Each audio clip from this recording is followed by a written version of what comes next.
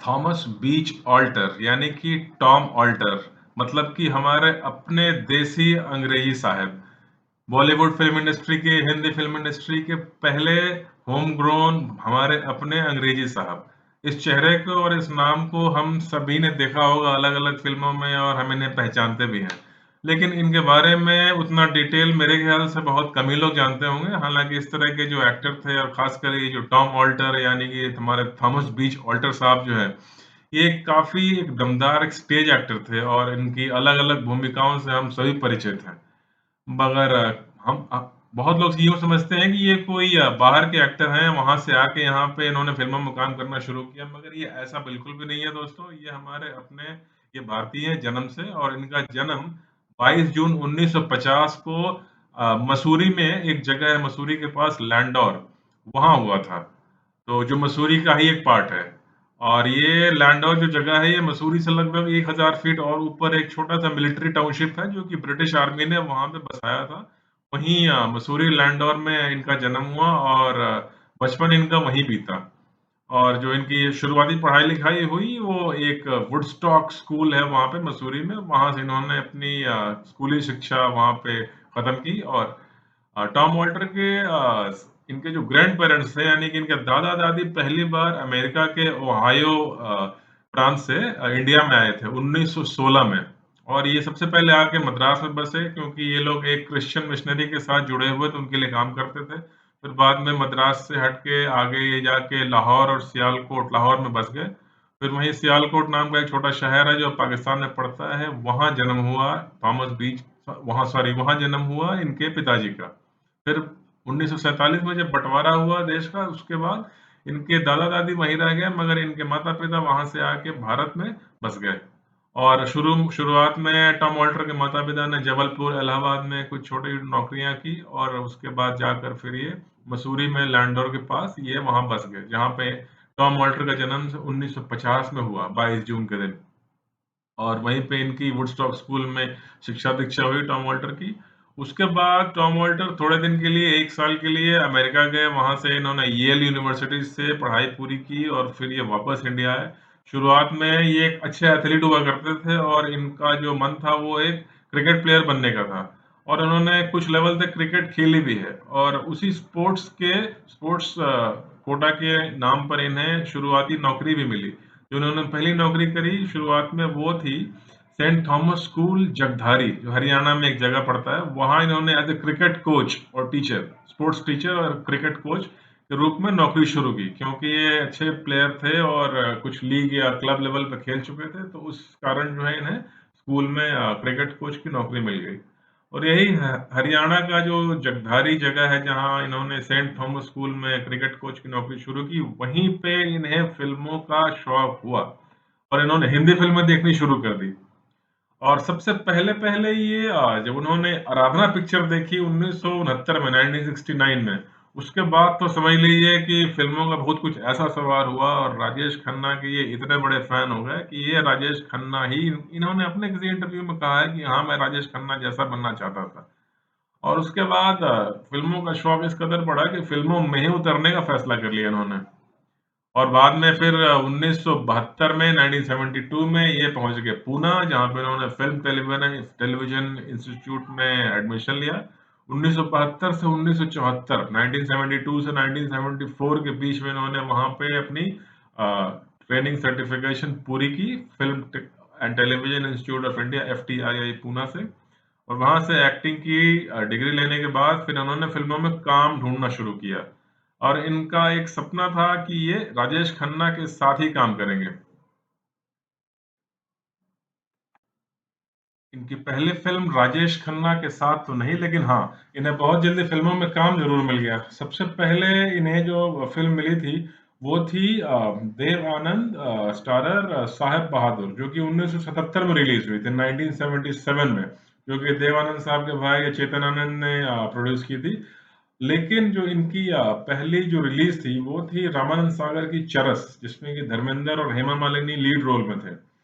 तो हालाँकि राजेश खन्ना तो इन दोनों फ़िल्मों में नहीं थे, लेकिन ये दोनों इनकी पहली फ़िल्में हैं, जिसमें से कि चरस पहले रिलीज़ हो गई थी और साहेब बहादुर थोड़े दिनों के बाद रिलीज़ हुई।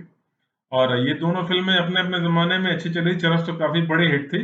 लेकिन उसके बाद जो है फिर इनका जो एक सपना था कि इन्हें राजेश खन्ना के साथ एक बार काम, और आखिरकार इनका ये सपना भी पूरा हुआ जब इन्हें राजेश खन्ना के साथ काम करने का भी मौका मिला। और वो साल था 1978, जब राजेश खन्ना की एक फ़िल्म आई थी नौकरी, जिसे ऋषिकेश मुखर्जी ने डायरेक्ट किया था। हालाँकि ये फ़िल्म बॉक्स ऑफिस पर कुछ ज़्यादा चली नहीं, लेकिन इसमें वो राजेश खन्ना के साथ नज़र आए थे मिस्टर एंडरसन की भूमिका में।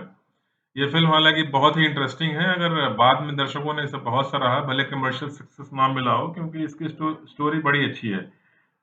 और उसके बाद फिर इन्हें काम लगातार मिलता गया। उन्होंने काफ़ी सारे कैरेक्टर रोल्स किए हैं अलग-अलग फ़िल्मों में, जैसे सत्यजीत रे की शतरंज के खिलाड़ी, और कुदरत, और बहुत दूसरी फ़िल्में ऐसी हैं जो कि इन्होंने ऐसे छोटे रोल किए हैं जिसमें जो बड़े ही इफ़ेक्टिव होते थे और फ़िल्मों में एक तरह से जान डालने का काम करते थे। और फिर इसी क्रम में आया साल 1981, और सन 1981 में वो फ़िल्म आई जिसने इन्हें एक अलग ही लेवल की पहचान दी, और वो फ़िल्म थी एक मल्टी स्टारर ब्लॉकबस्टर क्रांति। ये फ़िल्म हम सभी ने देखी होगी, चाहे गाने कह लीजिए, एक्शन क्या नहीं था। और क्रांति तो ख़ैर क्रांति है, जिसमें टॉम ऑल्टर ने एक ब्रिटिश ऑफ़िसर का रोल किया था, जो कि उस शिप के ऊपर होता है, जहाँ पे एक बहुत ही लाइक मशहूर गाना है जो हेमा मालिनी के ऊपर फ़िल्माया गया था। वो हम सभी ने देखा होगा, और उसके बाद इन्हें काम मिलने का सिलसिला और तेज़ हो गया। कहीं भी ये सिर्फ़ नेगेटिव रोल ही नहीं करते थे, कई जगह जो है इन्होंने काफ़ी 8 फ़िल्मों में भी काम किया है, और कैरेक्टर सपोर्टिंग रोल में भी ये। और फिर क्रांति के बाद इन्हें और भी ढेर सारी इस तरह की फ़िल्में मिलती रहीं, जिसमें कि प्रमुख थी राम तेरी गंगा मैली, फिर आशिकी, परिंदा विधु विनोद चोपड़ा की, जो 1988 में आई थी। एक तरह से वो क्राइम थ्रिलर ड्रामा थी, जैकी श्रॉफ, अनिल कपूर। और उसके बाद फिर 1993 में सरदार, फिर अभी रिसेंट में उन्होंने रजत कपूर के लिए एक फ़िल्म किया था भेजा फ्राई, जिसमें कि उनका एक हल्का कॉमिक रोल था। और इसके अलावा भी ये बड़े ही अच्छे एक स्टेज थिएटर आर्टिस्ट थे, और उर्दू पे शायरी भी लिखते थे। इनकी कमांड बहुत अच्छी थी उर्दू लैंग्वेज पे। और इन जो इनका टोटल कंट्रीब्यूशन था इंडियन सिनेमा में, उससे प्रभावित होकर गवर्नमेंट ने इन्हें पद्मश्री का अवार्ड भी दिया था सन 2008 में। तो ये अवार्ड उन्हें मिला। फिर इसके अलावा ये एक कुछ एक क्रिकेट टूर्नामेंट में इन्होंने कमेंट्री वगैरह भी की थी। सिंगापुर में कुछ टूर्नामेंट हुए थे, जहाँ पे इनकी कुछ क्रिकेट कमेंट्रीज़ भी हैं। इनके जो लड़के हैं, वो एक स्पोर्ट्स जर्नलिस्ट हैं। स्पोर्ट्स या क्रिकेट कवरेज के ऊपर कॉलम लिखते हैं न्यूज़पेपर्स में। और इस तरह से टॉम वॉल्टर एक जो एक मल्टी टैलेंटेड एक पर्सनैलिटी थी, जो कि फ़िल्मों में इन इन इन ढंग के आर्टिस्ट का कंट्रीब्यूशन ऐसा होता है ना, कि जो मेन स्टार है, जो मेन कहानी चल रही है, उसके साथ-साथ जो इनका रोल होता है, वो उस फ़िल्म में एक तरह से जान डालती है, और उस फ़िल्म को बाँधे रखती है ऑडियंस के साथ। कहीं गैप महसूस नहीं होगा आपको, क्योंकि हमेशा जो मेन स्टार है, सुपरस्टार है, जो मेन लीड है फ़िल्म का, वो सामने नहीं होता। तो जो बीच की जो कहानी को कैरी करने का काम है, वो इस ढंग के एक्टर करते थे, और जो उन्होंने बड़ी बखूबी से किया अपनी हर फ़िल्म में। तो एक अनसंग हीरो हैं ये लोग इंडस्ट्री के, जो मेगा स्टार, सुपरस्टार हैं, उनको तो हर कोई जानता है, पैसे भी उन्हें खूब मिलते हैं, मगर हाँ, इनका भी कंट्रीब्यूशन ऐसा है जिनके बिना हम एंटरटेनमेंट इंडस्ट्री का कल्पना नहीं कर सकते। तो ऐसी एक शख्सियत, ऐसी पर्सनैलिटी को एक खोज के हमने निकाला, और उसपे हमने ये वीडियो बनाया। ये हमारा वीडियो कैसा लगा, ये कमेंट में लिख के ज़रूर बताइएगा। और हाँ, टॉम ऑल्टर के अंतिम दिनों के बारे में अगर बात की जाए, तो सन 2017 में स्किन कैंसर से उनकी मृत्यु हुई थी, जो कि असामयिक थी। उनकी उम्र भी 70 से कम ही थी, 68, 67, 67-68 साल की उम्र में अचानक उनकी मृत्यु हुई थी। तो ये थी एक छोटी-सी कहानी टॉम वॉल्टर के बारे में, हमारे पहले देसी अंग्रेज़ साहब के बारे में, भारतीय सिनेमा के। और भी ऐसे असंख्य सैकड़ों कैरेक्टर सपोर्टिंग आर्टिस्ट हैं, जिन्हें वो सम्मान, वो नाम, वो ध्यान नहीं मिला जो कि मिलना चाहिए था, जैसा उनका कंट्रीब्यूशन है। लोग नहीं जानते, उन्हें चेहरे से हर कोई पहचानता है, लेकिन उनके बारे में लोग ख़ास ज़्यादा नहीं जानते। अगले वीडियो में फिर ऐसे ही किसी पर्सनालिटी, किसी आर्टिस्ट के बारे में हम बात करेंगे, जिनका कंट्रीब्यूशन बहुत ही ज़्यादा रहा है, लेकिन उन्हें वो नाम, वो सम्मान नहीं मिलता, क्योंकि वो सुपरस्टार नहीं है। तो अगला वीडियो किस ऐसे कैरेक्टर आर्टिस्ट के बारे में आपको जानना है, ये मेरे कमेंट बॉक्स में लिख के ज़रूर बताइए। और यदि मेरा वीडियो पसंद आया हो, तो इसे लाइक कीजिए, सब्सक्राइब कीजिए, और मेरे चैनल को शेयर कीजिए। मिलते हैं फिर बहुत जल्दी, बातें नहीं पुरानी। तब तक के लिए नमस्कार।